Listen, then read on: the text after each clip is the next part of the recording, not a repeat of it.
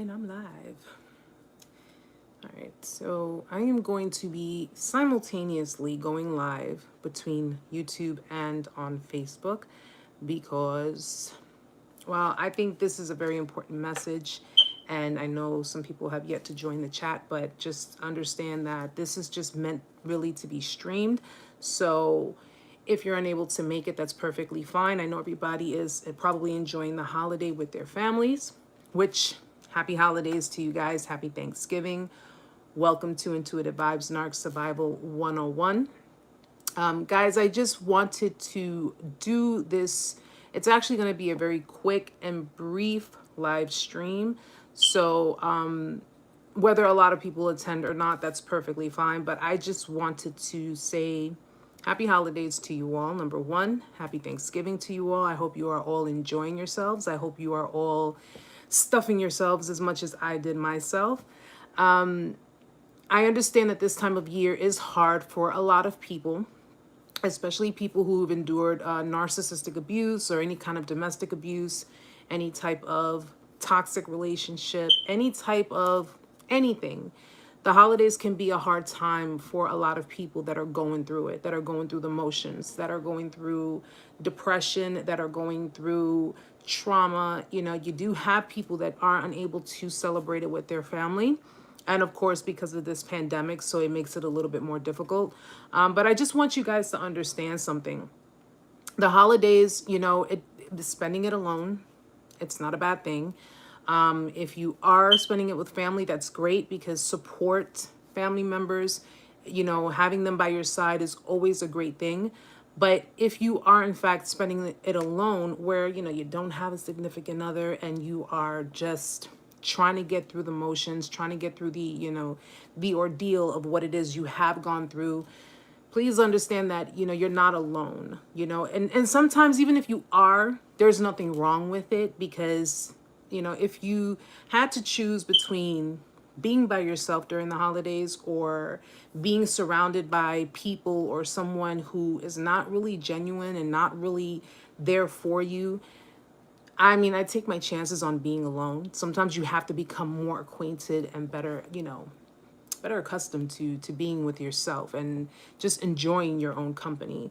This time of year is hard for a lot of people, you know, given the fact that the holidays, it's really about being with family, being with lovers, being, you know, if you were ever married, if you're going through a divorce, if you were ever in a relationship, a long relationship with someone, and, you know, that has come to an end, it can be very, very hard and it can really take its toll on people.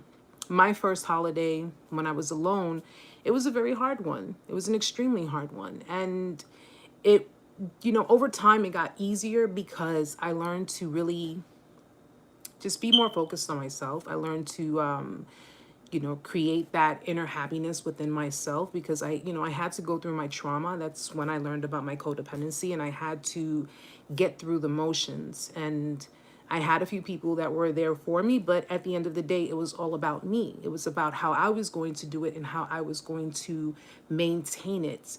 And the very first holiday that I had to spend by myself after a discard was the hardest one. It really was because I was going through so many different emotions, and, you know, during the holidays, before I used to go to my mom's, you know, and my brothers and my sister and my nieces would be there and everybody would, it'd be a big family dinner and having a great time. And afterwards, when I had gotten involved, you know, then naturally I was with him and his family and we would go and have dinners and things to that effect. After everything happened, my first time going to my mom's, it was really hard. I was still, because my discard happened a couple of months before Thanksgiving. So you can imagine how bad Thanksgiving was for me. And you can imagine how the thought of, you know, not having that person with me. Because in that stage, I was still in the addiction stage. I was still in the constantly letting it consume my mind stage. And I was really trying hard to not think about it. And I was trying hard to, you know, to cope with it. But, you know, that's the beginning stage. When you're in your beginning stage, it's a very hard thing to deal with. You know, you just don't, can't just get over things. And when I went into my mom's house and she greeted me, she felt like this big heaviness on her. And she said, Erica, she's like, when I hugged you, I couldn't even breathe. And I'm like, what do you mean? And she says, you have like this really heavy, dark energy around you, and it's just draining you. And so much so to the point that it started draining her. And every Thanksgiving, this is how she knew something was wrong. Every Thanksgiving, I would always have a little bit of everything. So I would have this big plate with all kinds of food on it. And if you're Spanish, you know what kind of foods we eat during Thanksgiving. I would have a big plate with a little bit of everything on it, and I would stuff myself until my pants couldn't fit anymore. This particular time, I ate like a bird. My mom asked me, do you want your usual? And I'm like, no, I'm not really hungry. I mean, I came to visit because, I truthfully did not want to be alone. I didn't want to be in the house by myself. And she, would pour me a little bit of rice, a little bit of meat. I had a little bit of salad, but I didn't even finish that. I had like maybe 2 or 3 bites. And my mom was really upset about it because she was like, that's my mom. So she's like, you can't, I know you're going through the motions, but you can't let this take over you like that. And I, part of me got a little frustrated because I know a lot of us get frustrated when people try to tell us, you got to get over it and you got to move on and you got to, do what you have to do for you because, this person's not even thinking about you. You're not thinking like that. You're not thinking about getting over it and moving on. You're thinking, how am I just going to get through the day? That's what you're thinking about. How am I just going to get through the day? How am I going to be able to just wake up tomorrow and not feel the way I'm feeling right now? And the holidays, again, they got really, really bad for me. But over time, when I started doing my healing and I started going to therapy and I started to get out more and I started to involve myself more in the things that I love to do, I started to open my eyes to different things. I started to create. And that's another thing. Start to create, create things, start doing things that really just make you feel good. Just make you feel, like you can smile. You can, even if it means half a smile, cracking a smile, definitely do that. But when it boils down to dealing with the holidays after narcissistic abuse, after any kind of abuse, take your time. And it's okay if you feel the need to cry. It is okay if you feel the need to be angry. It's okay. Don't let anyone tell you you can't feel these things because you are entitled to these things. You're entitled to feel these things. And it is okay to ignore people if you want to. If you want to be by yourself, that's perfectly fine too. During the holidays, though a lot of narcissists tend to discard around this time of year for whatever their reasons are, and we all know that there are a lot of different reasons, some of them will attempt to try to hoover you as well. Some of them will attempt to try to come back into your good graces or try to lure you back in. And, for whatever that reason may be, whether they, left their supply or their supply left them or whatever the case is, you got to be strong. You have to be strong because this time of the year is a time for some reason that it makes people very vulnerable. It makes people very emotional. And it's a time of year where everybody's opening up their heart.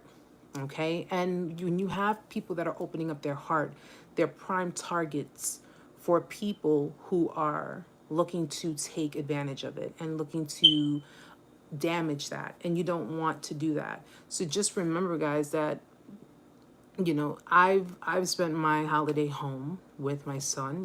His dad came to see him, and I ate, and I get through the holidays one holiday at a time. If your discard was more than a year ago, if it was more than 2 years ago, hell, if it was more than 5 years ago, and you're still feeling the motions, that's okay.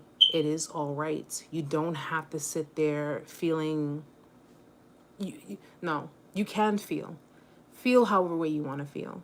Feel however way you want to feel, but just make sure that you get through it. Make sure you get through those feelings. I know that depression at this time of year can be very, very high. You have people that are with family now, and yet they still feel alone. You can be in a room with so many different people, and you can still feel alone. You can still feel like no one is listening to you. Everybody can hear you. People can hear you, but no one is really listening to you. And if you've gone through situations such as narcissistic abuse and you are trying to heal from it, a lot of people who don't understand what you're enduring, what you're going through, they will never understand unless they've actually gone through it themselves. And of course, you don't want anybody to go through that. So you basically have to look at it this way, guys. The holidays may bring back a lot of memories.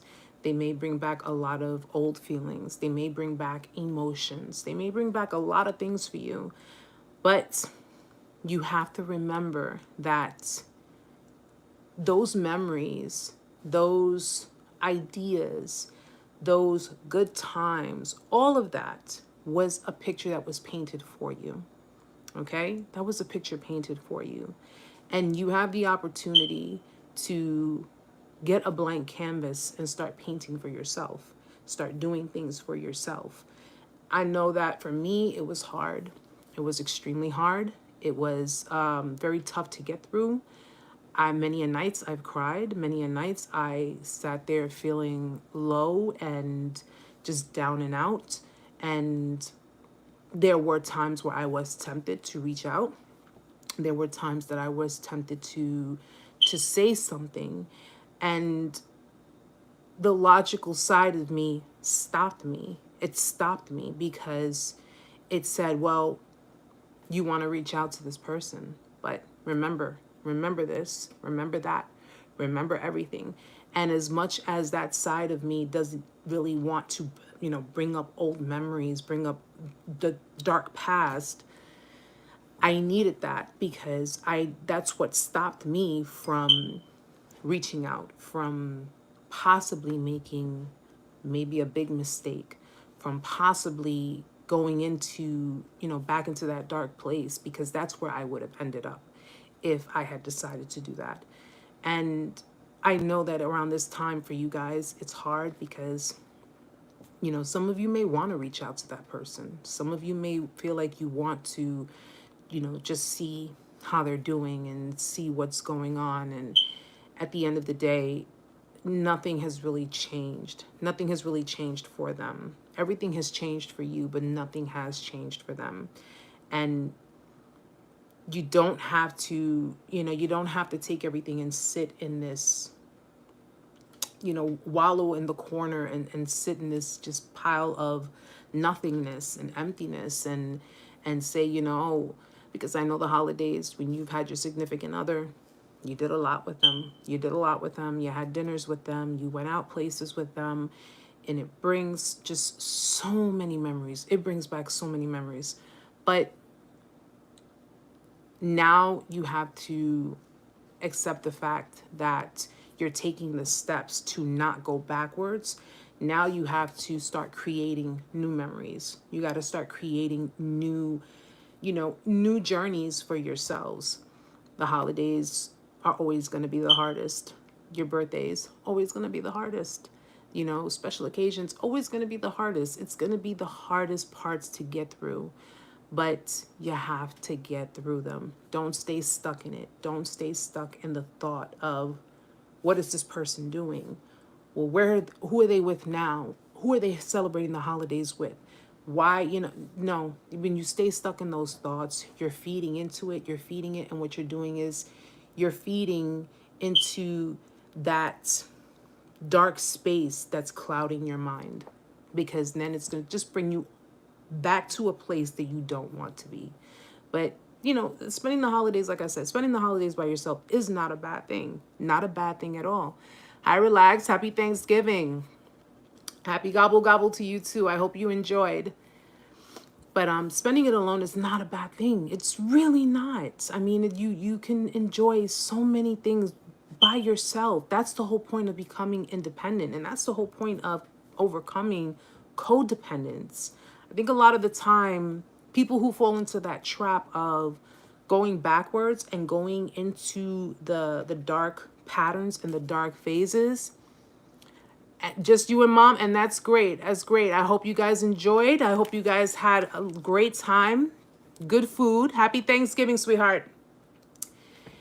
And you can do these things on your own. You don't necessarily need a significant other. You don't necessarily need someone who is, who's a lover or whatever the case may be. You don't need someone in your life to enjoy yourself, to enjoy the holidays.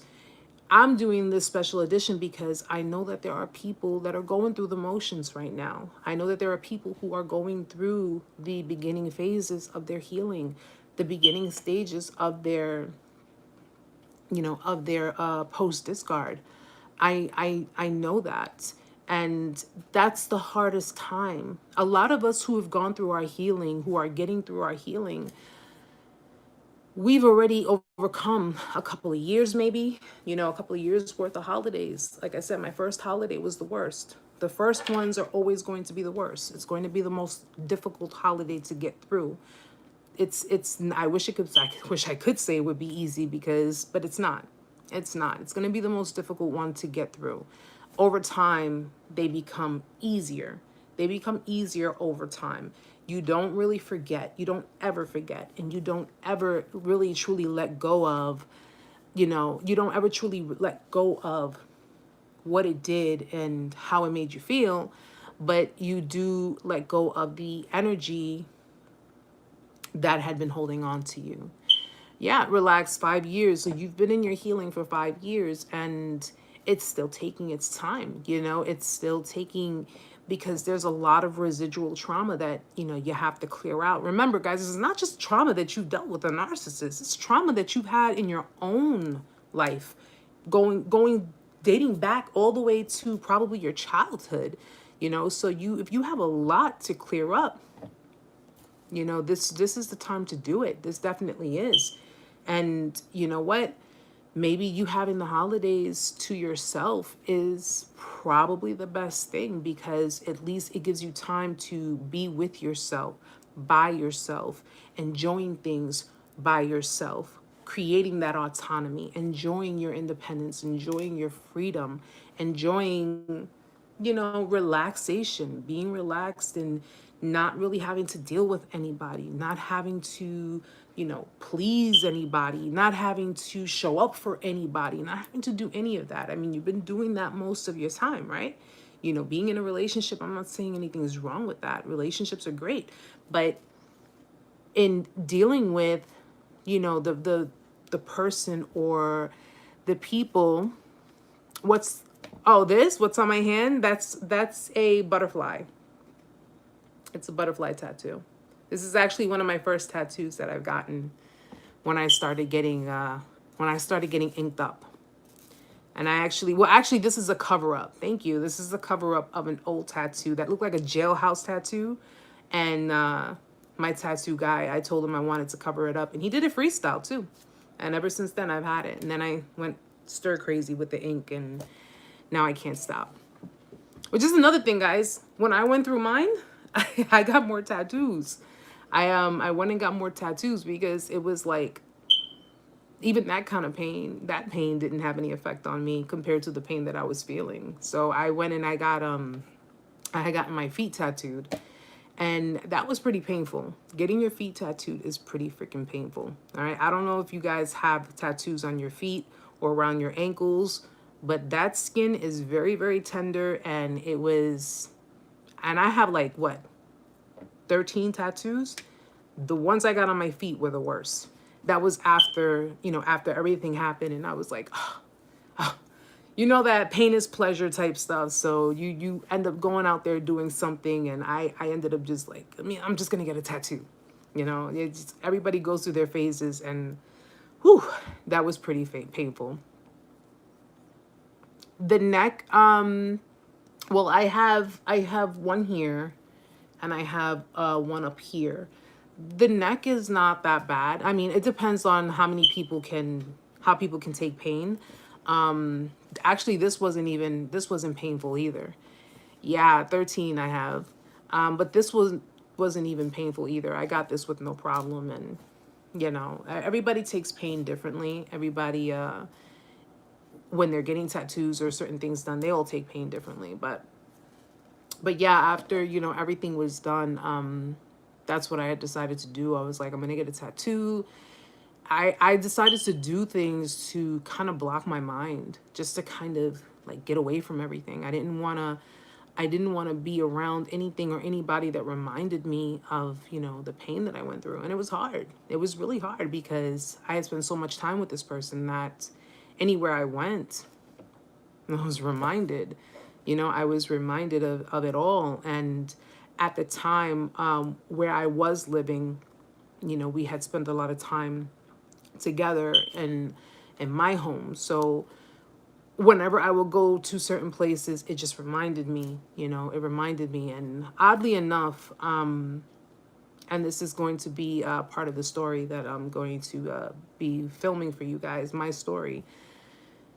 The same place, the same exact location where I first told this person that I was in love with them, that I loved them. The irony of it is that it's the same location where they broke my heart, believe it or not. So you could imagine that I could not go back to that place. I couldn't go back to that location, and I couldn't face it. Hold on one second, relax, because I have to wait, here we go. Okay. Just give me 1 second, guys, because I'm gonna just go onto this phone. All right, so relaxed. Is that person still in your area or not?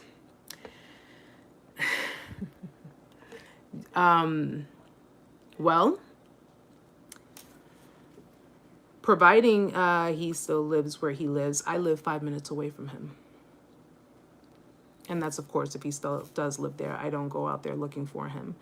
But I live about 5 minutes away from him. And happy Thanksgiving, Gil. And it's I don't know if he is still there. I really don't. I don't go looking for him. I do, however, have to pass through that area when I'm going to work because there's no other way around it. But for about the past year and a half, maybe, I think I'll be here about 2 years because I moved to this apartment about a year and a half ago. And I don't know. I mean, if he is, then he is. If he's not, then he's not. But you know what? The smoke alarm is just going to be a part of my house, and that's it. That's it. Your sister's supposed to be coming over, so maybe she'll bring a battery for me. She'll probably have a better chance of remembering to bring the battery than I do remembering to buy it. So, yeah, it's just gonna be a part of me. I'm gonna put some music on, and the beep will be the contributor to it. But yeah, no, I'm not exactly sure, to be honest. I have not spoken to him. I bumped into him about maybe a year ago or so. And that, of course, was by some fluke of nature because I actually wasn't expecting him to be in the area. I wasn't expecting him to be around. One thing we got to understand, guys, I've spent the past 2 years trying to avoid this person, trying to stay away. Gil, do you ever say to yourself, oh my goodness, I hope I don't bump into this person? And if you do, how would you act?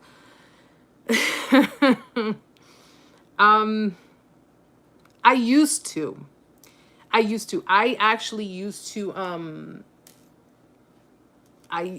yeah, the beeping, I know. I used to, just, pray and hope that I didn't I didn't, you know, it's kind of crazy, guys, because you can, it's just amazing actually how you spent so much time with someone, you were in love with someone, you were, you know, you thought they were it, they were the one, and you've managed to have your days where your face would light up when you seen their picture show up on your phone, and you felt all of these rush of emotions for a person, and that can all just turn upside down, that can all just flip upside down and be destroyed. And now you're at a point where you are hoping and sometimes praying that you don't bump into them. You don't, I mean, some people, you know, some of you may live far away from people that you have dealt with. Some of you may not live in the same state as the person that you've dealt with. I, on the other hand, live literally 5 minutes away from the person I've dealt with. And I mean, the area that, you know, he resides in is my own neighborhood too, because I grew up in pretty much the same area. So I always was in that area. I had always been going to that area even before I ever knew him, before I ever knew he existed.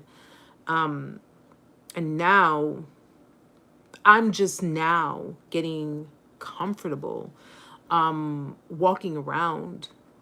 And it's not like people can miss me, guys. You see, I got red hair, you know, nobody can miss me walking around these parts. I got comfortable enough to be confident enough to walk around and try not to get triggered.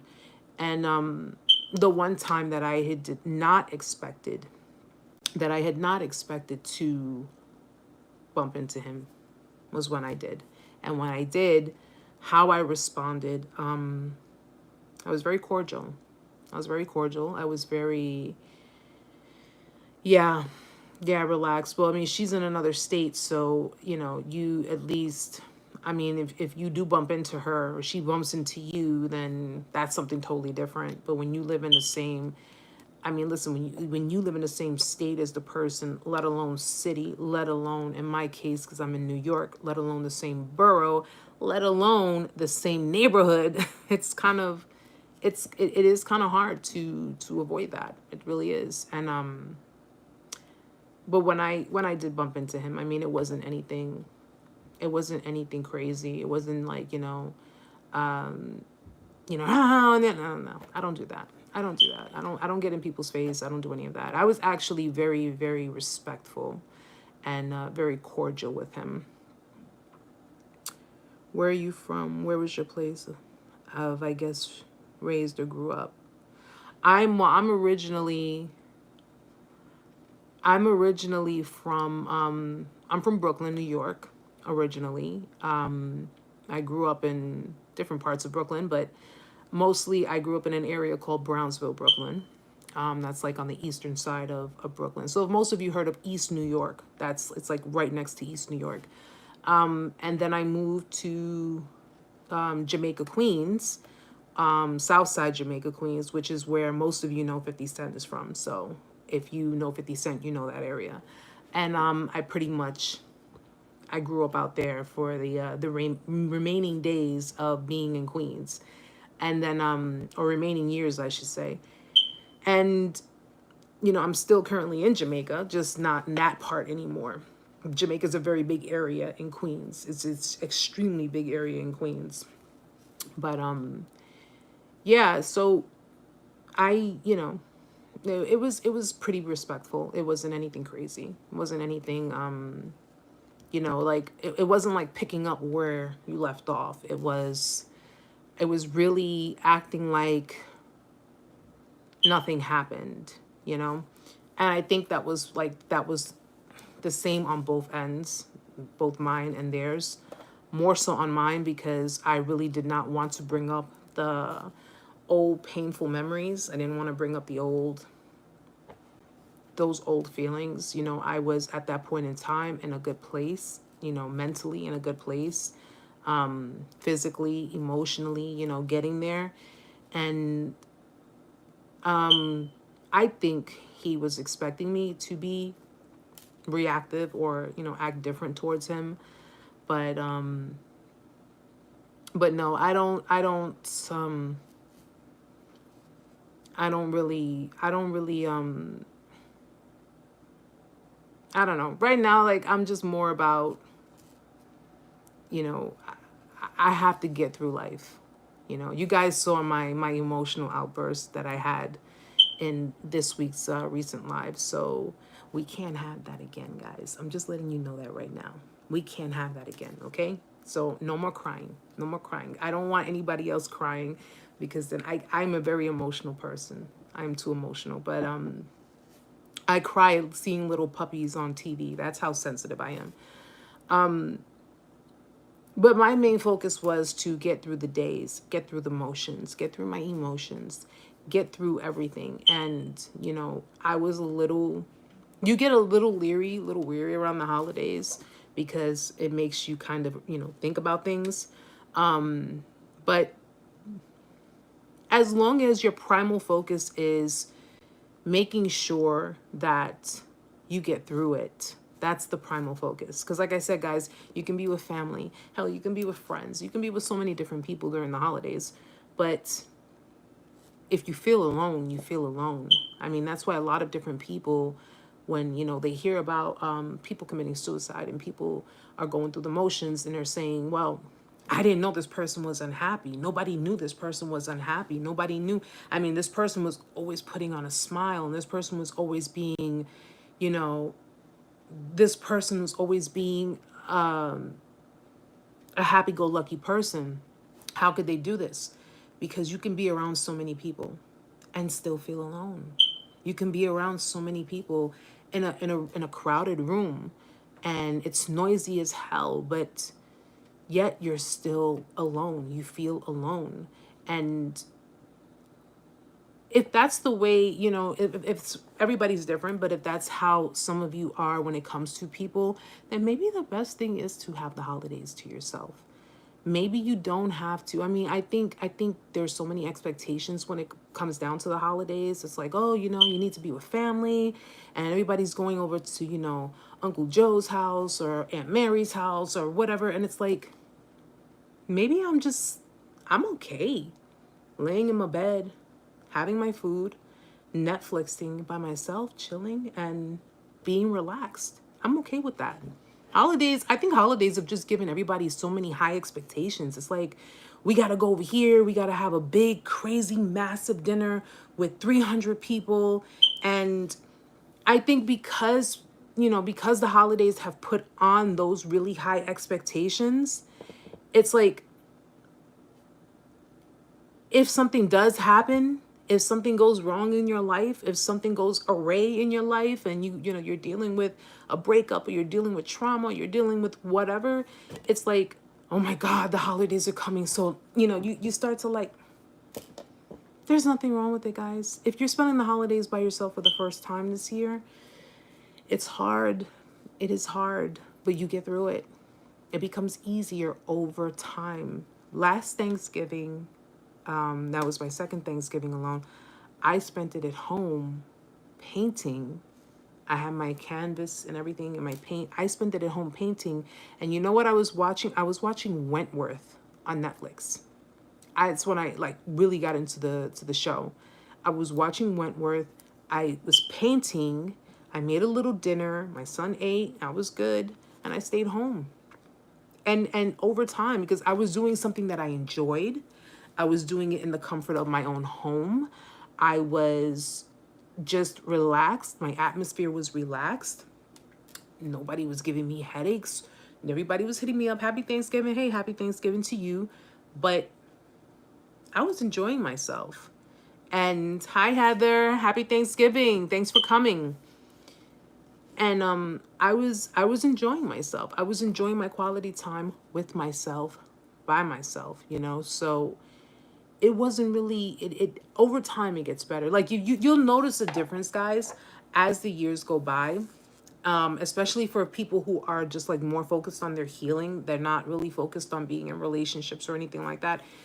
As time goes by, the years go by, the holidays, you'll notice the difference. So like if you compare yourself to the very first holiday from your discard, from your traumatic experience, to, you know, like 5-10 years from that point, you'll see a huge difference, a really huge difference. Relax. Sometimes that's not a bad thing. Just be by yourself with a good book or a good movie, away from the crowd, and just chill. Yeah, exactly. Exactly. Exactly. You know, enjoy doing what you enjoy doing. I think because when so many people were so dependent on spending the holidays with someone, it's like, oh my gosh, New Year's is coming and I don't have a boyfriend and I don't have a girlfriend, and what am I gonna do? And yeah, next, Netflix and chill. I sit here and I watch old shows. I watch old like 80s shows. Like Amanda could tell you, I've been so heavy on Perfect Strangers. I watch it all the time. And you know why? I also advise people, if you're gonna watch shows, you're gonna watch movies, watch comedies. Watch comedies. Watch shows that are lighthearted and that are gonna make you laugh. Watch you know, movies that are just really funny. Don't watch that depressive shit. Don't watch that, you know, gruesome stuff, unless you have like friends that, you know, you're hanging out with friends and you guys are, you know, having a good time or whatever, and you're joking or whatever, then that's different. But if you, you know, if you're by yourself and you're chilled, just watch movies that are lighthearted, that'll keep you in that lighthearted energy, that'll keep you in that zone. I watch a lot of old shows. I'm an old soul, guys. I mean, I was born in 83, but I watch shows that were created around that time that I was born. You know, I watch The Golden Girls. I watch Three's Company. I watch Maude. I watch so many different old shows. And it makes me feel good. And people, you know, people joke about it. People joke on me about it. Oh my God, you watched The Golden Girls? Weren't you like a minute old when that show came out? Yeah, but you know what? I love it. It's a funny show. And I'm not hurting anybody. I don't hurt anybody, so I enjoy it. Enjoy, and you know, enjoy what it is that you enjoy. I mean, listen, when you had a narcissist in your life, weren't you kind of being criticized for being who you were, and being judged for liking the things that you like and enjoying the things that you enjoy? Weren't they making fun of you for being different and being yourself? And you know, you would be afraid to say certain things because you didn't want to tip the boat, or you didn't want to say something that you think they were going to take it out of context and end up getting, you know, really like irate with you, or say something to you because they felt offended by it. Like, enjoy being yourself. You know, you weren't technically with someone who loved you for who you are. They didn't love you for who you are. They only really cared about being in your presence because you fulfilled something for them. You stroked their ego. You fulfilled an egotistical void, you know? So now you have the opportunity to love someone, which is yourself, and you have the opportunity to enjoy that by yourself. Enjoy it with, you know, with yourself. What was that saying? There's nothing more dangerous. I mean, and it could be a man or a woman, but there's nothing more dangerous than a man or a woman who is not afraid to be alone, which is true. You're not afraid to be alone. Be alone. Be alone. Don't be afraid to be alone. You know, set those standards for yourself. I'd rather be alone than be in the company of people who are not genuine, who are not really genuinely about me and my mental health and my well-being. And that's what I've come to those terms. I'd rather be alone. I'd rather just stay by myself. I mean, listen, a holiday is a holiday, right? I mean, Christmas, you don't gotta buy gifts. Just save yourself a bundle. You know, like, you don't have to go crazy going Christmas shopping and going, you know, just buy gifts for your kids. And that's it. You know, Thanksgiving, you want to go to families, go to families. You don't want to? You want to stay home and order in a pizza? Stay home and order in a pizza. I made pumpkin pie. I mean, I may not have done a whole happy, fancy Thanksgiving meal, but I made pumpkin pies. I made 2 of them, and I'm going to enjoy those pumpkin pies. Relax. You were born in 75? Oh, I just watched Warriors the other day. I watched Warriors, and I started to watch West Side Story, but then I was like kind of getting sleepy. And Grease. I watched Grease the other day too. There you go, Heather. Buy yourself a smart TV. See, you bought yourself your own gift and you enjoy it, right? And you enjoy treating yourself. And I'll definitely do that, Heather. Or if you come to New York, then you know what? We'll go ahead and we'll get some pumpkin pie. Hi, Janelle. Hi, welcome. Thank you for joining. Happy holidays. Happy Thanksgiving to you. And yeah. Yeah, absolutely, Heather. You know, we'll get some pumpkin pie and some apple pie or whatever. I love pie. I love food. I love food. And considering how I did not eat before, like my appetite completely went down to the point that I lost so much weight that my clothes literally hung off my body. Like they just hung off of my body.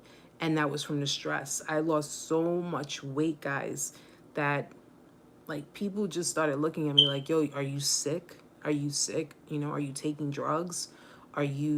What's going on with you?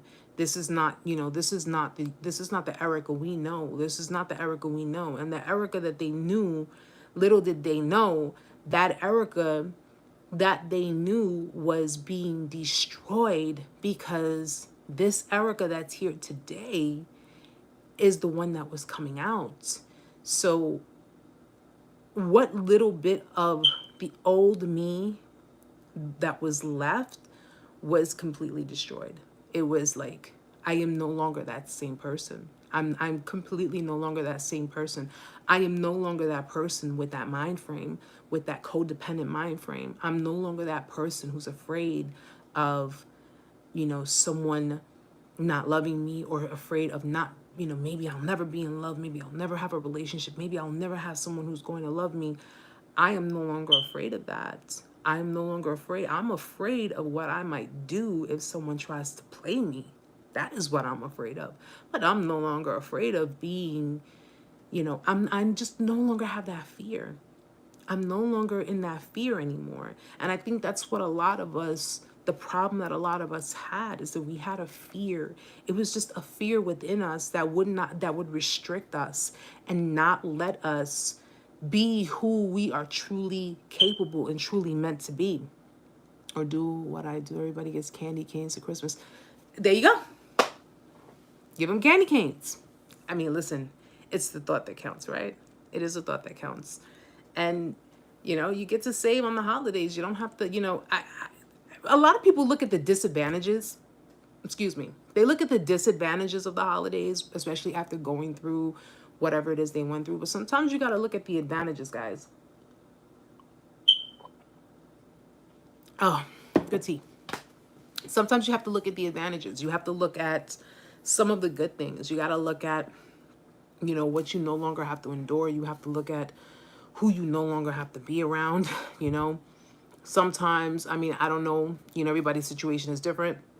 If you had people that you were with and they had relatives that you were just not really fond of, but you dealt with them because you were with that person, people have situations like that too. You dealt with certain people because you are with this person. You are, you're involved with this person. So of course, out of respect for the person that you're with, you're accepting of certain things. When I learned certain things with my ex, when it came down to certain members of his family, I was just like, I'm not going to be the same person I was with you, but out of respect with the person, for the person that I'm with, I'm just going to, you guys already know how I felt when it came down to his mom. I said it straight up. His mother was a hypocrite. And because that was his mother, I respected him on it. And out of respect for him, Heather, I'm going to check. I didn't get a chance to check my emails, but I definitely will check when we get off. Because I did not, I had respect for him. And because of the fact that he had a relationship with his mother, that's her son, that's his mother, that's his mother. I mean, listen, no man is going to go against their mother for anyone else, okay? Because in a man's eyes, mommy dearest can do no wrong. Even if mommy is a narcissist, she can do no wrong. So I basically, like, the things that I did before, I did not do after I learned how much of a two-face she is. You know, I'm like, you know what? I'm not with you. I'm with your son. So at the end of the day, I'm going to keep it respectful, which I did. I will keep it respectful, but I'm not going to be the same way. I'm not going to look at you the same way that I looked at you before. Because there's always going to be that time when people are going to slip. People do slip. And people tend to think that, you know, I can sit here and get away with certain things when it comes to my kids. Well, if my kids are with someone else, you know, or with someone, I can do the same thing with them. And me, I'm the type of person, you rub me the wrong way. If you rub me the wrong way once, it only takes once. I'm not going to jump down your throat. I'm not going to harp all over you. But I am going to make it known. I am going to let it be clear. And in learning how everything, you know, she is the way she is, and seeing how certain things didn't add up with her, I tried to make it, you know, a point. And of course, I got the lashing. So, you know, it's Erica, you don't know what you're talking about. You know, it's you get all of that. You don't know what you're talking about. You don't know what you're saying. You're hallucinating and blah blah blah. I'm like, all right, cool. No problem. No problem. Like I said, you rub me the wrong way the first time, or something about your energy doesn't sit right with me. I am not going to close my eyes on you. I don't close my eyes on people. I'll just keep you at a distance. And I'm glad I did, because like I said, there was something about that lady that just did not seem right. I did not trust it. And even going towards the end of our relationship, I noticed myself not really wanting to go around, like not really wanting to go over to that house, not really wanting to be around that person, because we'll call a spade a spade. She favored his ex more than me. And I'm pretty sure she wanted him back with his ex. His ex is extremely toxic. Guys, you already know how I feel about it. And you already know that.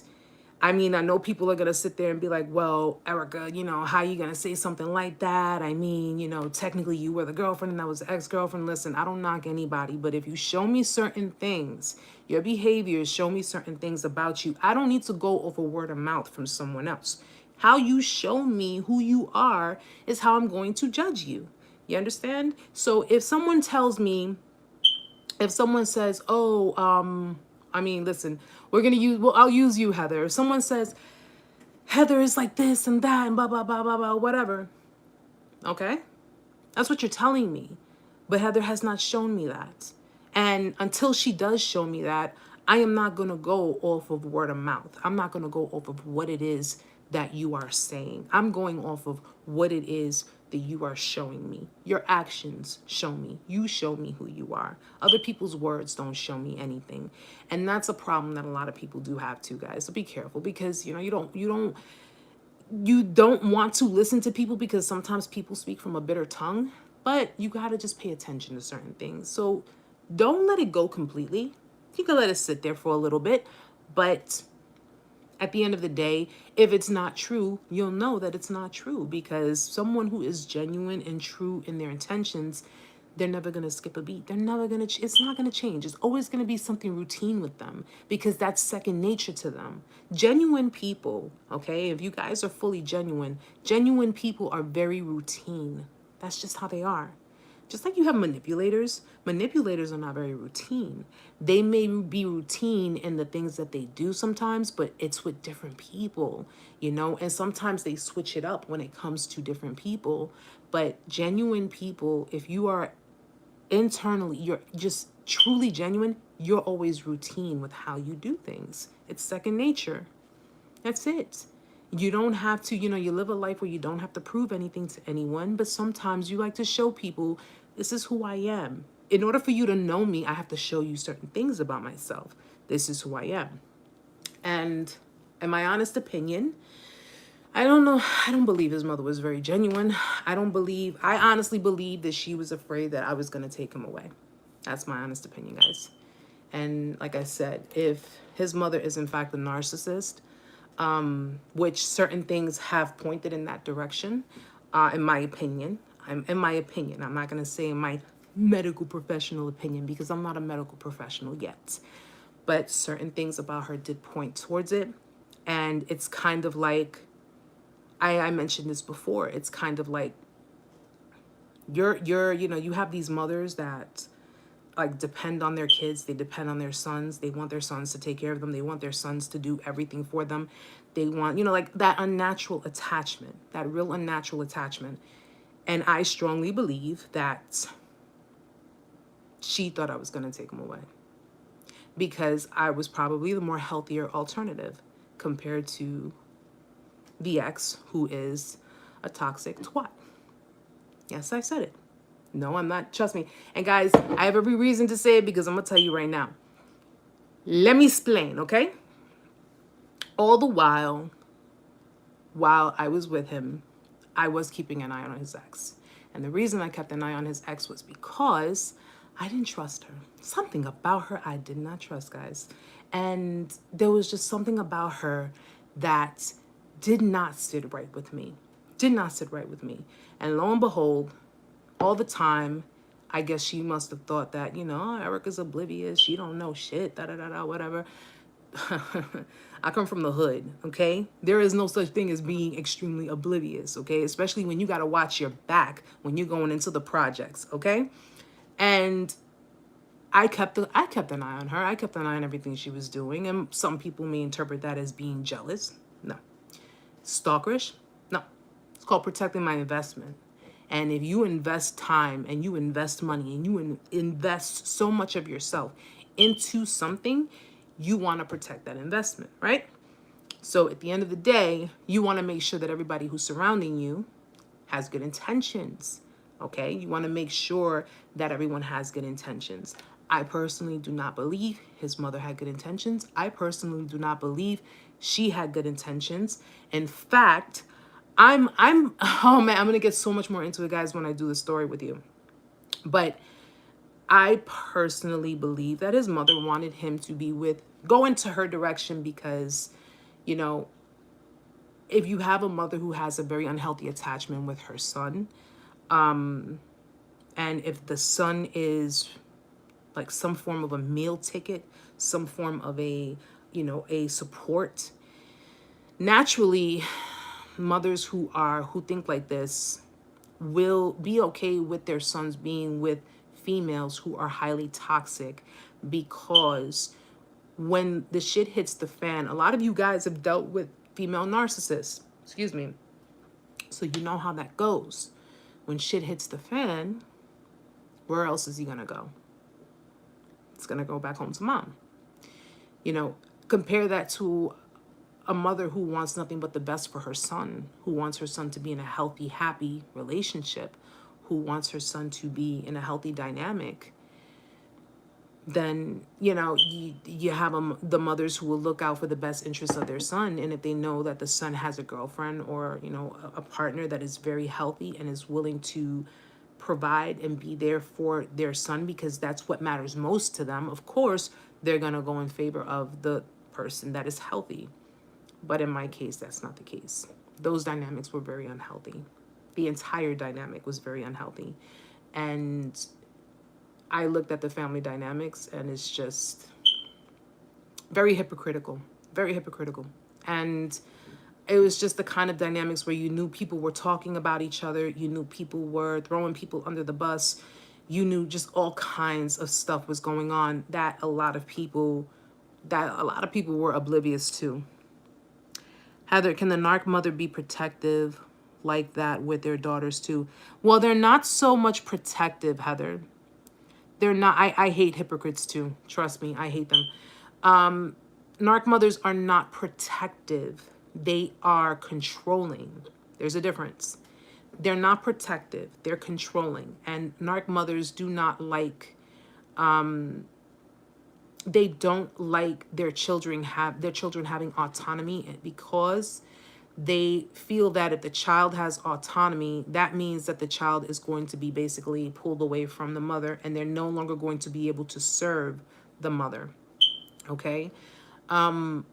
So, an actual genuine parent, a genuine mother is protective, But a narcissist mother is controlling. They don't want to lose control. They don't want to lose the resources that the child has. They don't want to have responsibility in their life. Therefore, if they don't have to have responsibility, they will take their child's resources and everything that the child is willing to do for the mother, because the children basically worship the parents, believe it or not. It's like worshiping the narcissist parent. They are willing to do any and everything to make sure that that child is in line and in tuned with them, making them responsible, the parent making themselves responsible for the children.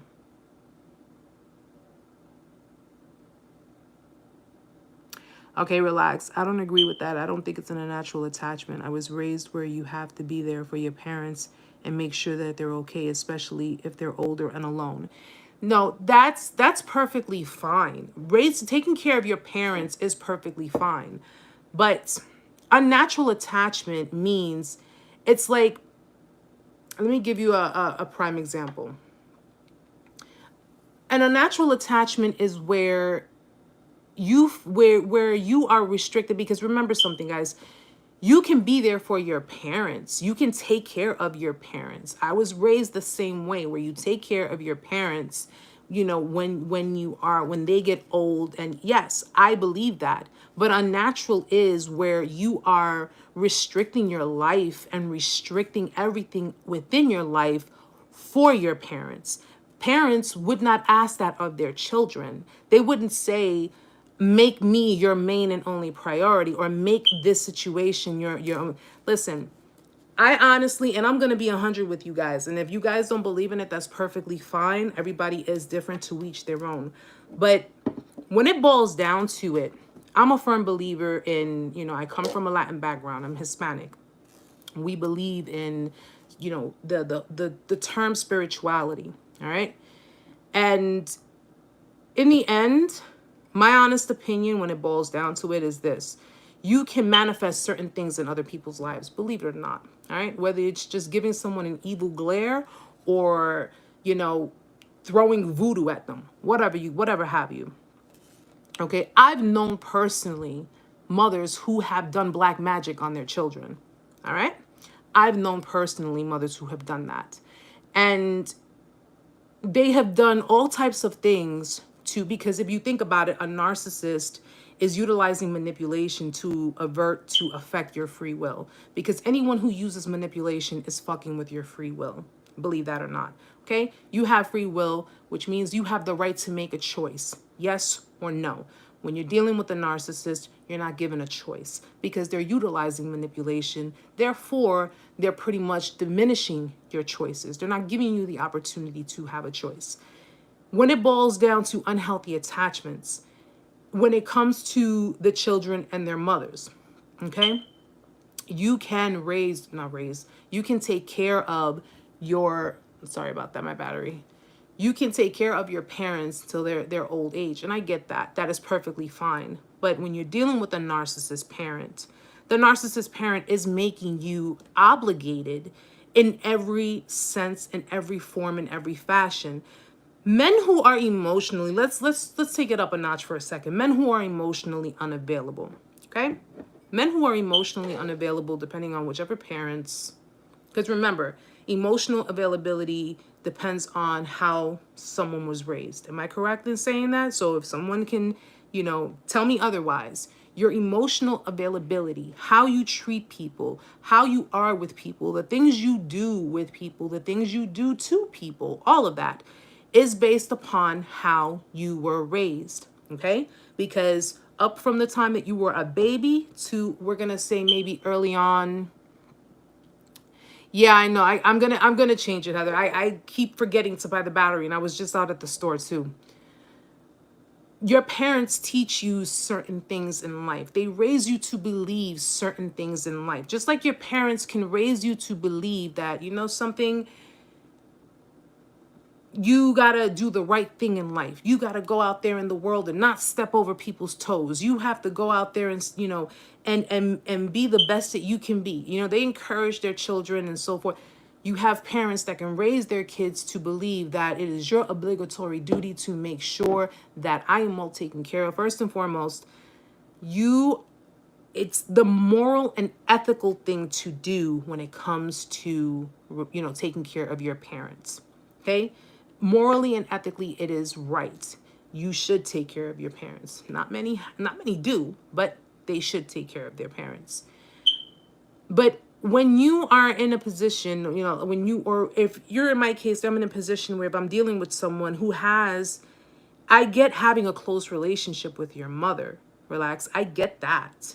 I get taking care of your mother. I get that. But when there is a certain type of energy, and I feel that, and there's a certain type of, there's just something about this dynamic is not right.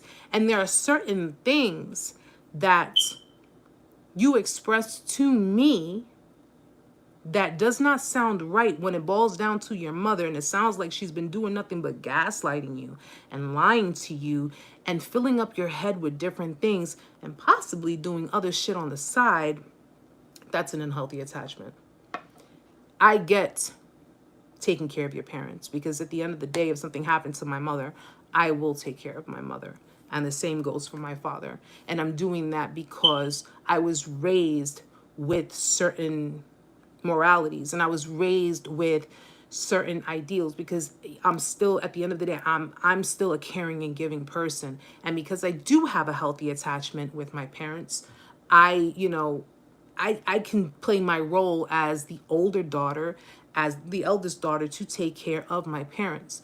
But if I've spent my entire life making it where my life revolves all around just my, taking care of the needs and the wants and the desires of my parent, or of the person who claims to love me, claims to be a big part of my life, and doesn't really, appreciate and understand my autonomy, that's not a healthy attachment. That really is not a healthy attachment. Everybody's dynamic is different. Everybody's situation is different. Everybody's relationship is different. But for me, and for all the things that I have seen and everything that has been brought to my attention and everything that I have managed to... Listen, if you got a snake in the grass, I'm going to tell you, you got a snake in the grass. And there were a lot of snakes in the grass. And it's unhealthy. It's unhealthy. Because you could be 40, 50, 60 years old, still living with your mom and doing everything to her standards, but yet you're not working on the healthy relationships in your personal life. That's unhealthy. That's not a good attachment. So yes, I believe in taking care of our parents. And if and you're Hispanic, so like we have that. Latinos have it, African American people have it. A lot of different cultures have taken care of our parents because that's what we do. That's what we're raised to believe. But we're raised to believe that because we have grown with our parents, but not because our parents are making us their servants. You understand? There's a big difference. If you feel obligated, like I have to cut off my personal happiness and push aside everything that can be possibly healthy for me, things that I wanted because I'm obligated to do this and I have to do that and blah blah blah. That's not a healthy attachment. And my issue has always been just the emotional unavailability when it comes to men. A lot of them are emotionally unavailable. And that's because they were not raised to deal with emotions. They were not raised to have emotions. And if they do have emotions, it's usually the negative ones.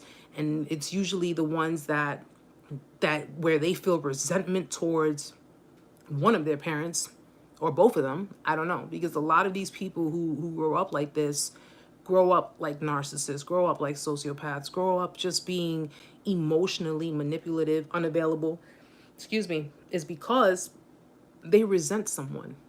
And whoever the hell it is that they resent, that's the one that they should be taking it up with. But because, you know, they live with that resentment, they live with the thoughts of resenting certain people or resenting a certain someone, they figure, well, the person that's in front of me, you ain't going anywhere because, and this is what codependents have, and that's why I tell you guys it's important to really gain your autonomy and really get over that codependence, because people look at you like you're not going anywhere. So I can say and do what I want to you. You're not going to go anywhere. You're not going to say anything. You're not going to do anything about it. So just shut your mouth and sit there and play along with it. And that's a problem. That's a real big problem. And that's why the point that I was trying to do this video for, I always get sidetracked with it. The point that I was trying to make in doing this video was because we are, during the holidays, we just have like this idea that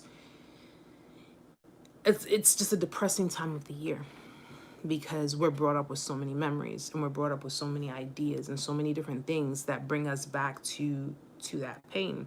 And I think it's just like the biggest pressure, the biggest form of peer pressure during the holidays is like, you have to be involved with someone. You have to be around an enormous amount of people. You have to have like a big table full of food and celebration and everything. You don't have to have all of those things.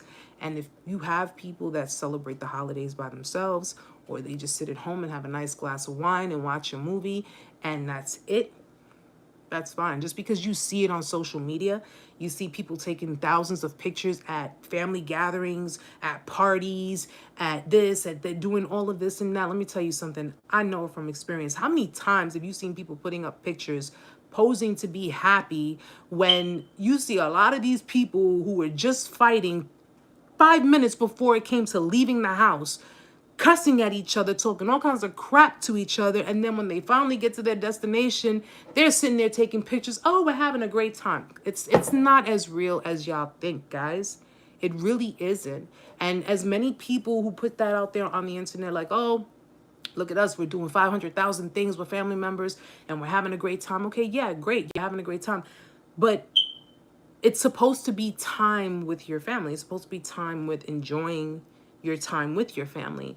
I think people who tend to do that, like, those are the kind of people that put a lot of pressure on a lot of other people, because it's like, oh, these people are, you know, this person is with 20 people at a gathering, then they must be having a great time.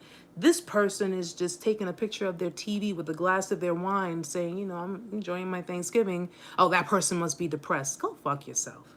No, I'm not depressed. I'm enjoying my wine and I'm watching my Netflix. Just because that person's celebrating with 500 people doesn't mean that I can't enjoy myself here and watch TV and be by myself. Of course, relax. A balance is always important. It's always important in dynamics and in situations. But my point of it is that I prefer to be in the comfort of my own home, enjoying myself, and watching, you know, old shows or old movies or whatever, just relaxing and not dealing with, I mean, let's face it, not for nothing. When you go to family gatherings, what's the biggest thing that happens? Everybody starts talking. Either people are fighting about politics, people are fighting about sports, or people are talking about each other, or the people that did not show up, people are sitting there talking about those people. I don't know about you guys, but I'm perfectly fine being at home, chilling on my own, relaxing, having my pumpkin pie, watching my TV, laying in my bed.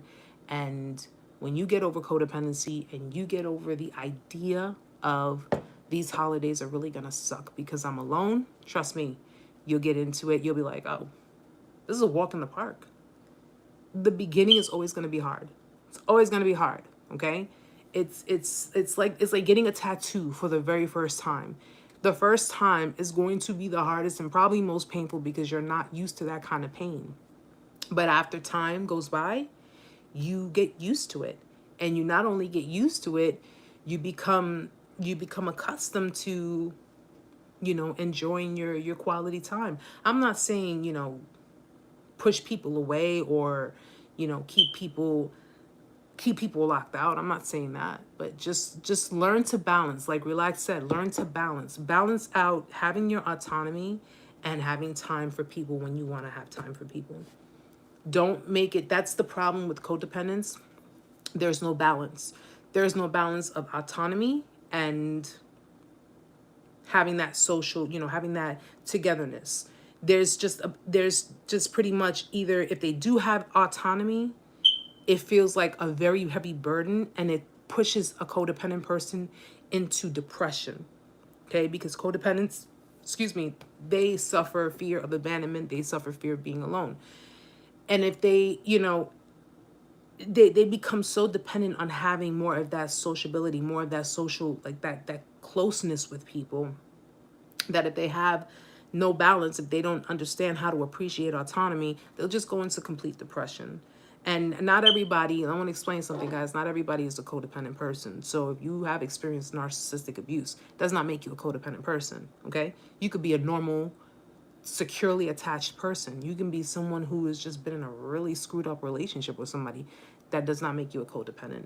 So don't think that. And another thing I wanted to make clear also, people who are codependents don't necessarily have to have parents who are narcissists, okay?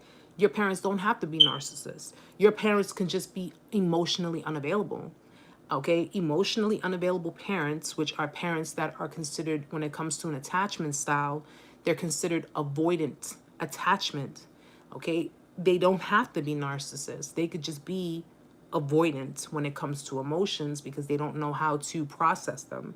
So keep that in mind too, guys. Narcissists are not the only ones who make codependence. Avoidant parents, they also make codependence, because codependency is really an act.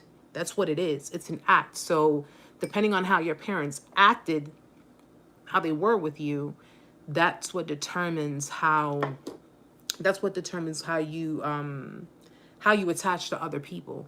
So if your parents weren't attaching to you emotionally, your chances are you're not going to attach very well emotionally with other people. Hi Jamie, welcome, happy Thanksgiving.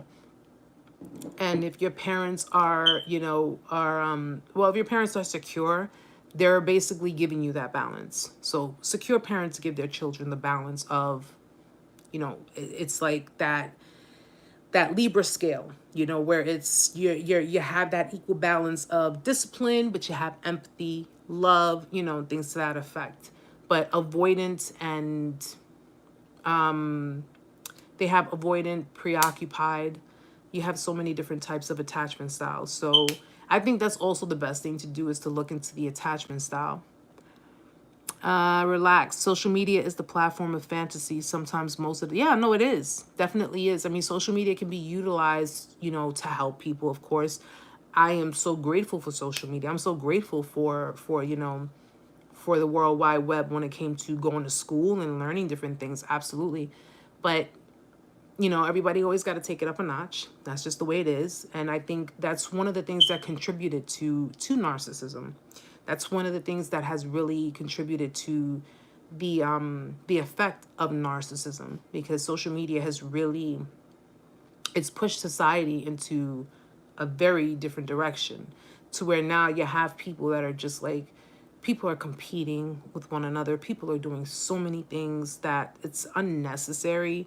But I tell people, don't pay mind to it. Don't pay mind to, and this coming from someone who was very insecure, very, I was just one of those types that, I had to constantly be validated. I needed to be reassured that I meant something to someone and that I was beautiful, because there were so many other females out there. Listen, I'm not going to lie to you guys. I used to be really insecure. I used to worry that, I didn't like the idea. I'm not going to lie to you. I didn't like the idea if my man was liking other girls' pictures. It was like, for me, it was like, damn, you can't tell me I'm beautiful, but you're liking this person's pictures. That was like really what invalidated me. And that really affected me. It affected me a lot. And it made me feel like, damn, like, I'm fighting with you. I used to fight with him.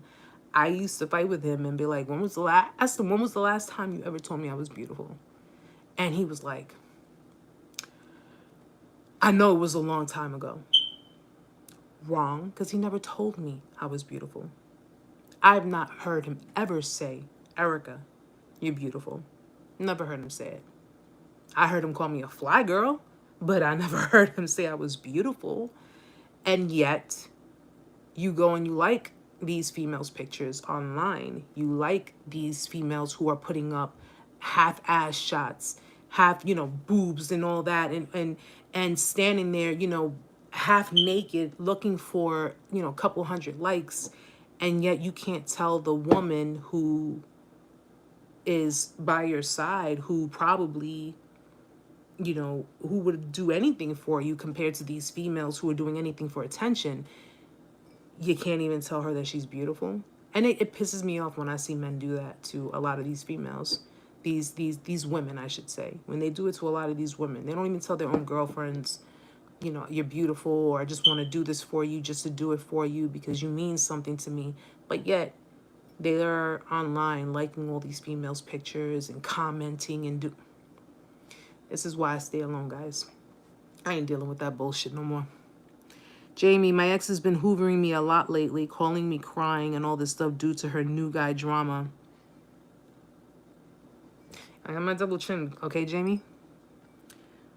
What should I do? I hate to block her, but I do like helping people. Block her. Block her, Jamie. Okay? Block her.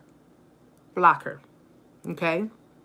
Thank you, Heather. Thank you. I feel beautiful. I feel beautiful. Took me a long time, but I feel it. I feel beautiful. I feel comfortable. I feel like love. I feel, you know what? And I don't need anybody validating it. You know what I'm saying? Don't need a man to validate it. Don't need anybody. I feel beautiful. I know I'm beautiful. And at the end of the day, I have a good heart. And that's what matters. Jamie, yes, please, please, please block her. This time of the year is the time that people, especially narcissists, they are going to try to hoover you. I just mentioned it earlier, Jamie. If you go back when it streams, you go back to the beginning. They will try to hoover you. They will try. Because she's going through whatever she's going through with her new dude. Okay? Oh well. Let her go through it. Maybe he saw through her bullshit. Maybe he saw through her mask. And he's seeing her for what she really is. And she can't handle it. So what's the one thing she's gonna do? She's gonna go to someone who she knows that she could tug at his heartstrings. Listen. Yes, Heather. My energy is high tonight. I had a full plate of food. I had a full plate of food. And it was banging. It really was banging. But I was so excited to do this for you guys today because I was actually expecting only to do this for a half hour because I wanted to reach out to everybody. I wanted to reach out to different people who are dealing with their emotions for the holidays, and it just goes from one thing to another. So, but guys, you know how I am. We never do everything as planned, right? But yeah, Jamie, definitely block her, because the only thing she's gonna do, and I can almost guarantee you this, if you decide not to block her and you decide to entertain her, she's gonna fill your head up telling you he's doing all kinds of stupid things or whatever, or he's being insensitive, or he's doing whatever it is that these females lie about when it comes to men. Okay? She's gonna tug at your heartstrings, and then she's probably gonna be like, oh, you know something?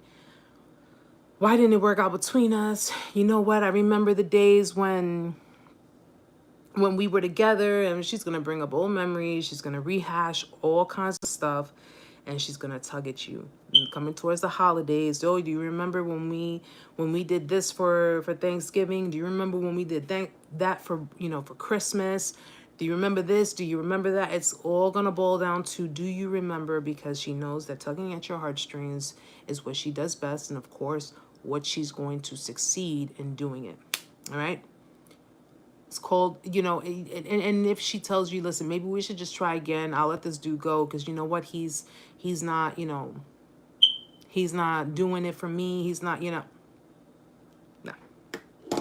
Block her, please. Please do so. Matter of fact, I'm about to ask you if you could block her and send me a screenshot that you blocked her. Because it's imperative to your mental health, Jamie. It really is imperative. It's important to you know what you went through with her, okay? And whatever issue she's going through with the new dude that she's dealing with, it's probably, you know, I mean, listen, it could be him, but it's probably got to do with her. And, you know, she knows that you're still kind of raw for her. She's your ex. And even if you guys have been separated for God knows how long, you still have feelings there. And she knows that. Narcissists already know how to do these things. Absolutely. Steven says, yeah, it sounds like a rebound. Could be. Could be. We don't do rebounds. Okay? Don't do rebounds. Don't do any of that. Guys, you know, this time of year, this is the time of year that you guys have to be strong. Extremely, extremely strong. Keep your strength. All right? Because they're going to try. They are going to try. And if you guys have any birthdays coming up, you know, listen, whatever you can do to keep them out. All right? Keep your social media private. If you haven't already, change your numbers. That's one way of doing it. Relaxed. May I ask how long were you in this relationship? Relaxed. Are you talking to me or are you talking to Jamie? But yeah, definitely do that, guys. Because these people, people like that, they just do whatever they can to get whatever they can out of you. And like I said, when it boils down to me, I can't 110% say that my ex is a narcissist. I really don't know if he was. I honestly think she just needs a new place to stay. She took a major step down with this guy. Her battle cry was, I don't have any place to go. No. No. No. She doesn't have any place to go. What did I tell you guys? What did I tell you guys when I said they will try to use you for whatever resources you have, and that includes a place to stay? Didn't I tell you guys that? I could have sworn I told you guys that. I think I did say that. And I not only said that, but I also said it in the female sociopath video too. Okay? When people start to see them for who they truly are and they start to see their shit, they'll sit there and try to come back to you and tell you tell you things. And yep. See? So Heather says, my ex didn't have a place to go. They had to go back to their mothers. Don't fall for it. There you go. There you go. She can go back to her mom's. She can say, I mean, listen, if she has friends, why can't she go to her friends? You know? Or one of her other uses of supply. Exactly. Protect yourself. Exactly. They listen. I know you have a heart. You want to, you in some way, shape, or form want to extend your heart, but no, don't do it. Don't do it. Please don't do it. Don't put yourself through that again. Think about everything you went through before. And I don't know how many times, if this is the first time, a one-time discard, or if you guys have gone through this in cycles, I'm not sure. But you just got to think about everything you went through during that time and put yourself back in that position just for a minute. Don't stay in there too long and say to yourself, do I really want to entertain this again? Don't do it. You'll be glad that you didn't. Because part of your healing means that it means letting go. And that means letting go physically, energetically, emotionally, spiritually, mentally. You have to let it go. And the only way you're going to be able to do that is if you maintain no contact. No contact. I tell you guys the importance of no contact. Maintaining no contact means that you're detaching yourself. Because the longer you maintain no contact, the longer you go out of sight, out of mind. And the longer you go out of sight, out of mind, you begin to detach. That's the part that helps you in detaching, okay? But don't stay in that out of sight, out of mind. Don't stay in that too long, because then what you tend to do is you tend to repress, because then you'll start to put like everything in the back of your head. And then what will happen is if you don't make your focus about healing, confronting your trauma and getting through it, then when you confront the abuser or you confront certain things that are not in relation to but have similar circumstances to your trauma, that's going to trigger you. It's going to trigger you. Go out of sight, out of mind, go no contact. And then after you're done with that, then you start focusing on your healing. You start focusing on getting help, getting therapy, doing whatever you have to do. Because when the time comes, and the time is going to come that you're going to eventually have to confront your abuser, you need to be strong. You need to be level-headed. Your mind has to be unclouded so you can focus on what it is you have to do and stay strong in the process. All right. Strength plays a very big role in this, guys. So it's the holidays, guys. So you're going to have different people from different locations, different directions trying to tug at you in your heartstrings and see what it is they can get out of you. And I strongly say don't give in. The best Christmas gift you can give yourself is peace. Peace of mind, peace of heart, peace of spirit, everything. That's the best gift you can give yourself. Don't give into it. Tracker, the narc always the same playbook. Love bomb in all forms, shapes, and sizes, then coldly devalues you every time. Yes. Relaxed tone. It's called palabras de mierda. Exes stay ex. Yep, that is true. That is true. And just like what Tracker says, the narc always uses the same playbook. Love bomb in all forms, shapes, and sizes, then coldly devalues you every time. Yep.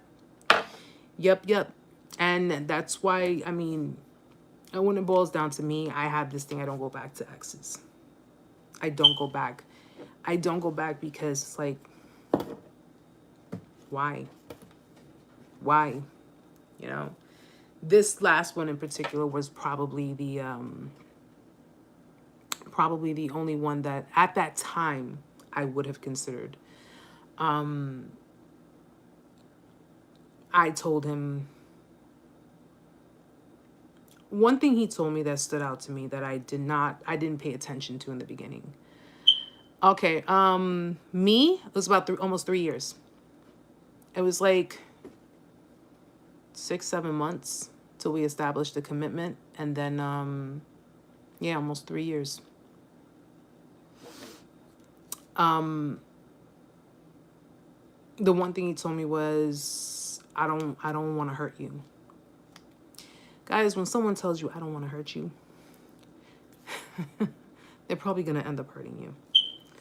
So you have to be very careful. Be extremely careful. He said, I don't want to hurt you. And me being who I am, you know, I'm a girl who cares about this dude. And I'm just like, come on, man, how could you hurt me? You know, that was my attitude about it. How could you hurt me? You can't hurt me. No. Why would you hurt me? Why would you hurt me? Why would you do this? And he was like, I don't want to hurt you. And I didn't think too much into it. I didn't stop to say to myself, why did he say that? I don't know. Maybe it's because he knew how he knew how he felt. He knew how he was. He knew how he could react to things, how he could do things. I don't know.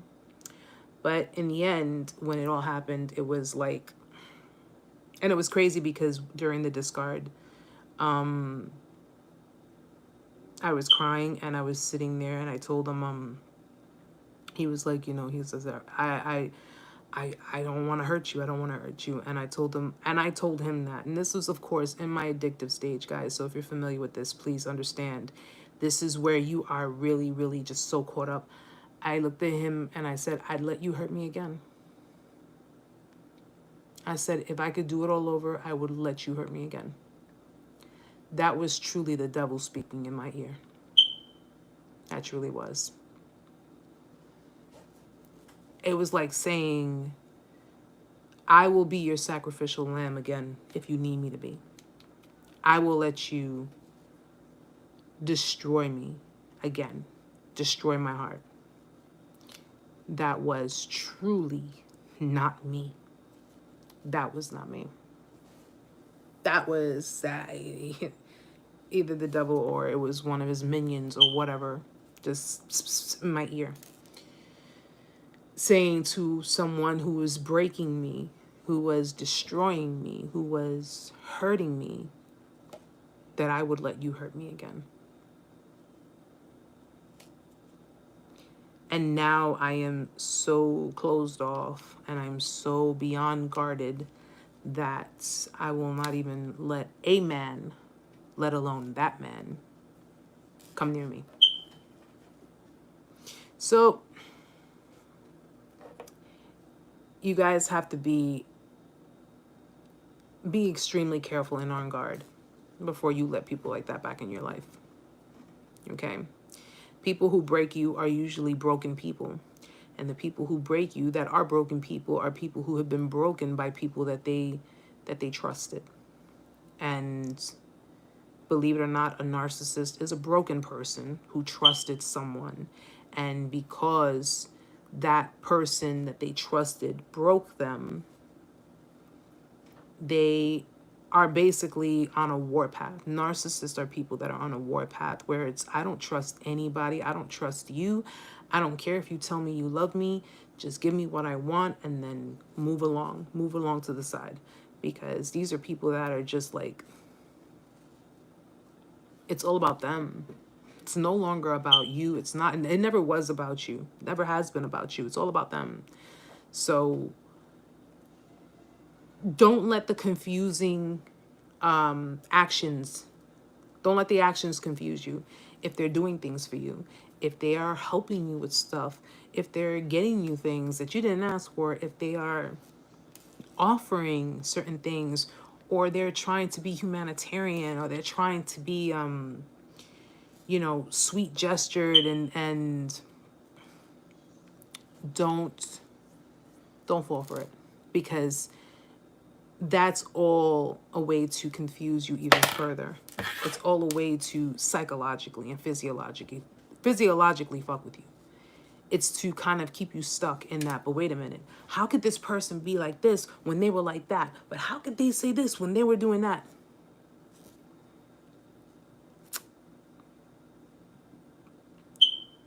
Also, relax. You say also a nice piece of cheesecake? What? Where did that come from? Okay. Yeah, relax. You gotta like specify, because I don't even eat cheesecake. I don't eat it. But guys, yeah, you gotta definitely be careful with it. Be very, very careful with it. All right. And if you're worried about the holidays, let me tell you something. This is nothing. This is nothing. You got so much more to accomplish. You got so much more that you need to do. Staying in this energy of staying in this energy is not, it's not the end of the world. Believe me. Jamie, I always hated how their actions never match their words. Well, yeah, that's it's gaslighting. So it's, they're very, it's like I said, do as I say, not as I do. You better not do this. You better not do that. You better not say this. You better not say that. But I'm going to go and do this, and I'm going to do that, and I'm going to say this, and I'm going to say that. It's, it's very sad people. They're very sad people. And maybe the old me would have had some form of like remorse and empathy and like, but the new me is like, knowing that people like this exist and they know what they're doing, I have no empathy or sympathy for them whatsoever. The isolation is so bad, not trusting anymore. It is, Lee. It is. It is. But you know what? You do it little by little. You do it little by little.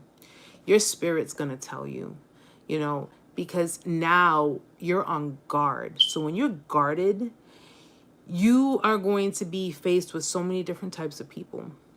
But it is okay to to be, it's okay to be on guard. It's okay to question things. I think that one of the problems we had as being, victims of narcissistic abuse,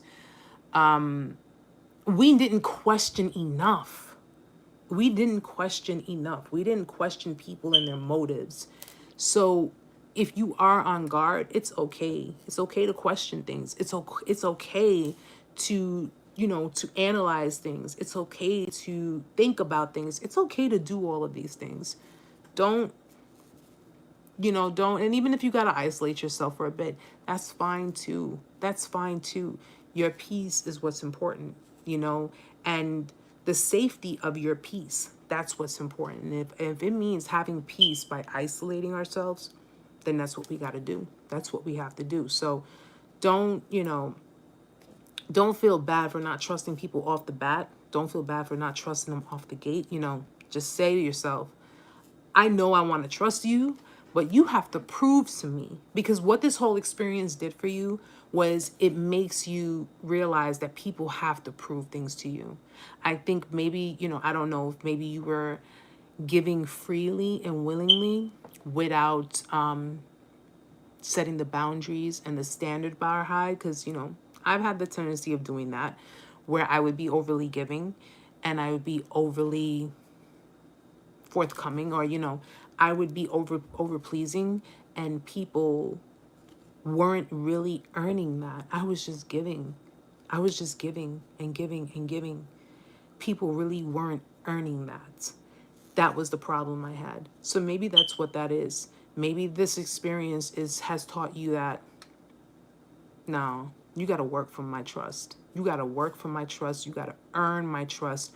You got to work for everything. I did not know the word boundary gave all of me. Yeah. I know that feeling. The word boundary was non-existent. We didn't think we needed to put boundaries because we didn't think people would hurt us the way they did. We didn't think that we needed to. You never think you need to put up a boundary because you just sit there and say, I don't believe this person is capable of being like that. It's not even a thought in your mind. It's like, I didn't know what a narcissist is. I didn't know any of that. I'm thinking to myself, maybe this person's just having a really bad day. Maybe it was my fault. And you know what? Now you have boundaries and your family hates you. Well, the people who do not respect your boundaries are the ones who need the boundaries. So you have them in place. Because if you have boundaries, people will respect that. They won't hate you for it.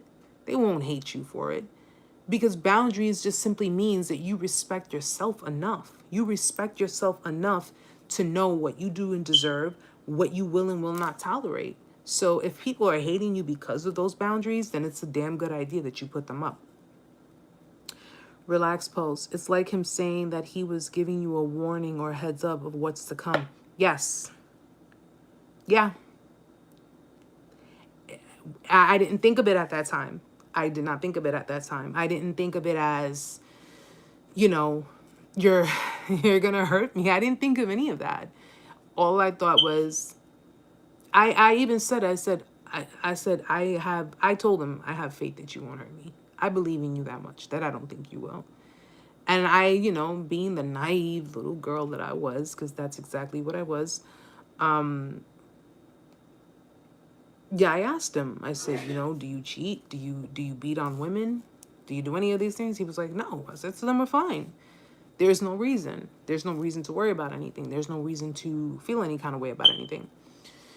But when it boiled down to it, listen, guys, he was extremely guarded because of his past. He was extremely guarded because of what happened between him and his ex. And I'm the one who paid for it. All right? That's the bottom line. I'm the one who paid for it.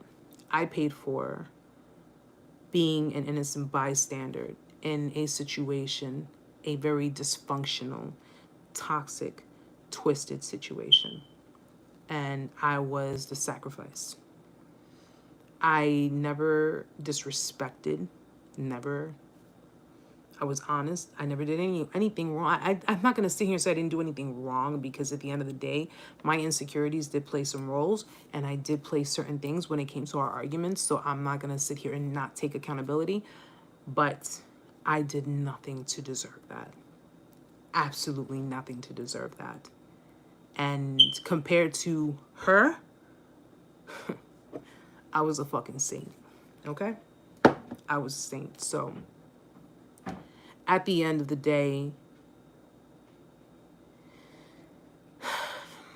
it's just pretty much boiled down to Erica having to be sacrificed for, you know, someone else's choices, someone else's actions.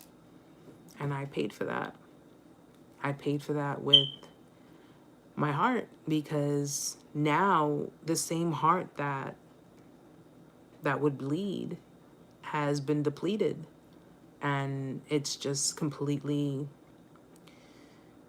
I'm not going to say it's completely stone, but it's just not.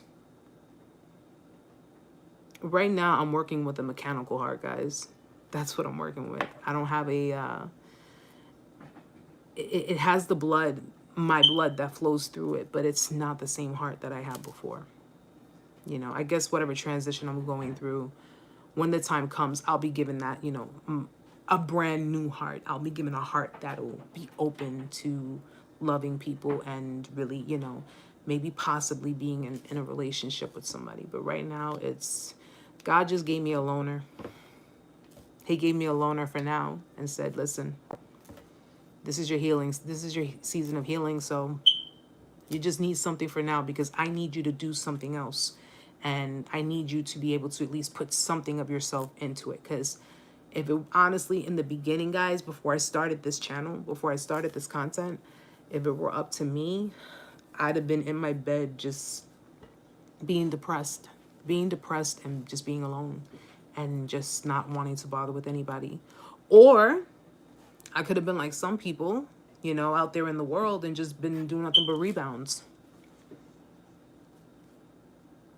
Thank you, Stephen. Yes. And I keep trying to push it. I keep trying to push it because I don't want to be one of those people. I don't want to be one of those people that are miserable and look at the world through miserable eyes and look at everybody and be like, oh, you know, you're in love and you're this and you're that and be that's not me. I'm not a bitter person. I will never become that person.